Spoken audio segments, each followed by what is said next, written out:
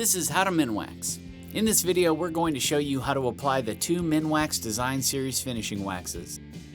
Our grain highlighting finishing wax, which provides protection while whitening and enhancing the wood grain, and our soft touch finishing wax, which protects and creates a velvety soft matte finish.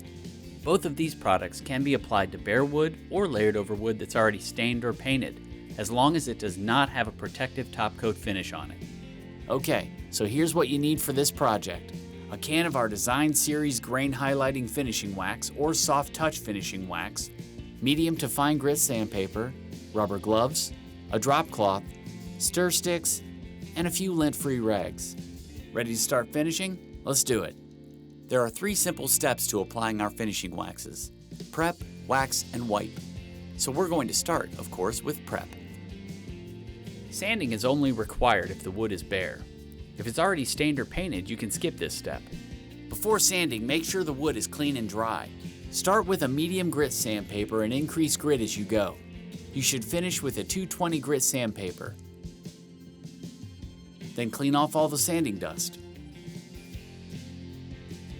Now you can stir your wax thoroughly to mix the product. Then use a clean rag to evenly apply the finishing wax in a circular motion. In our example, we're adding a grain highlighting finishing wax over a water-based stain. When you're finished applying, allow the wax to dry for 3 to 5 minutes for grain highlighting wax and 5 to 15 for soft touch wax. If you're using grain highlighting wax, at this point you'll use a lint-free rag to wipe against the grain to remove the excess wax from the surface.